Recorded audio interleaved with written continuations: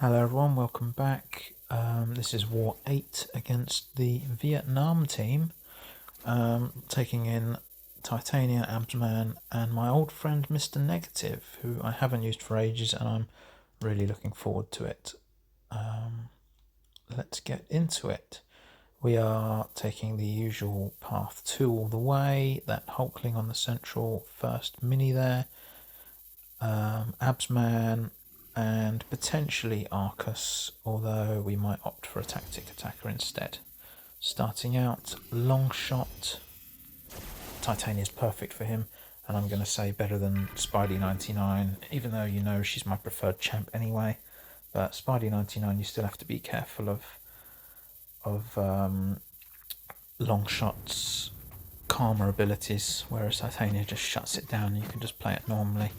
I think I did just take a hit here at some point. No big deal. There you go. Always have to have a mistake in me, of course. But yeah, she's just, again, does her usual bully style. Keep him in the corner. His SP1s are easy to dex when they get to it. I think I kept Haymaker here, just so I can tank that one and get straight back into bullying. And he's down really quick. Okay, moving into the centre, going to use Absman for this, which we know is cheese for the node. Usually I've been taking Null here, but Hulkling's a new one for me on this node. Not worried about the fight at all. He does have the defence tactic, but it's not going to be a problem at all. If I push him to some extra bars on an SP2, it's equally easy to deal with.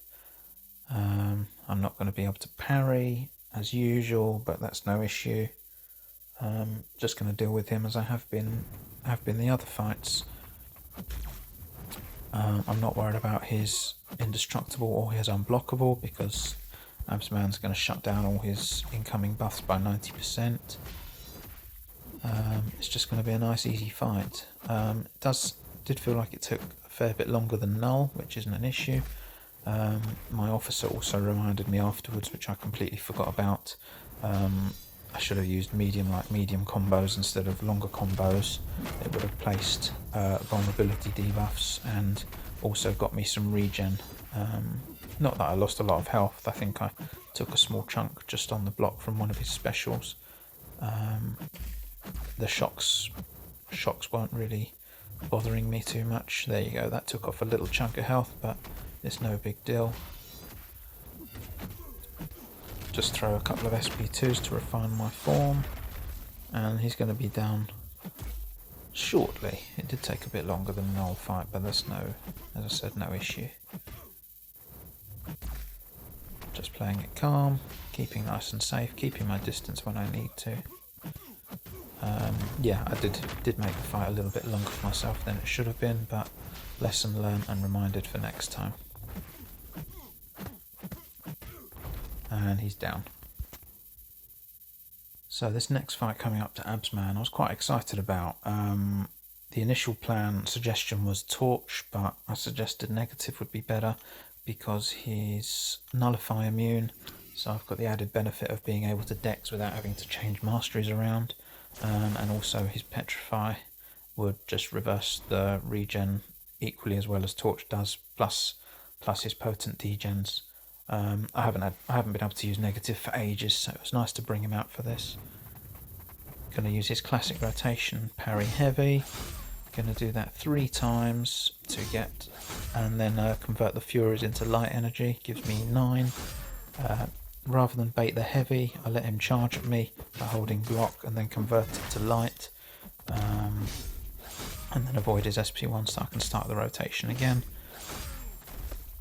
So get to my 9th light. I'm going to just bait this incoming special, then I can convert to 18 dark energy, throw the big SP2, and I'm just going to keep my distance and watch him melt away.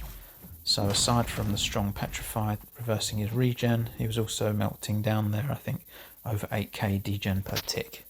Nice and easy, and definitely quicker than Torch. Up to Mojo, exactly the same fight/node as the previous war. Needs no explanation by this point, you all know how it goes. He was actually a little bit less stingy towards me this time, so I didn't have to push him to SP3. Again, I like to start off with use my haymaker just to get him to the corner, and I can start bullying, bait the SP1, and yeah, just watch the fight slowly melt down. I had my boosts on still, so he was going down really quickly. Another SP1 there just to keep his power down, which suited me. I'm going to get to SP3, fire that. Using the first hit of heavy first is going to give me double the debuffs as well at the end of this. So yeah, he's just gonna melt down with the next combo. Good night, Mojo. And then coming up to Thing next, Titania obviously isn't his most ideal or textbook counter, but again, no buffs means no shock, so I could just play his stacks and keep nice and calm and easy, and the fight should be nice and simple. I want to obviously just keep to 15 hits and then try and bait special, try and avoid him throwing between that as it just complicates things. I like to keep it simple maths. Let's get to 15 stacks and back off. Here we go again. I actually had a mini panic here because I'd forgotten to count beforehand how many hits of my SP2. I didn't want to accidentally push into 16 and suffer his unstoppable, etc. Did eat a combo here, but no big deal. Can get another 5 hits here, which I knew would push him to a bar and restart. He's going down nice and quickly there. And now that I knew it was safe to throw an SP2 with him at 10 stacks, I can just close the fight off. Decided just to go for it there as Haymaker was active. So that's it from me. In the end, we went for a much more sensible decision and used CGR, a tactic attacker, against that Arcus. Got him down nice and easy. And that's the war done. We had a much more solid performance from the BG and the Ally in total this time and got a much needed win. Hopefully that's us out of the rut and we can keep on building. We march on. Thank you for watching, guys, and I'll see you at the next one. Bye!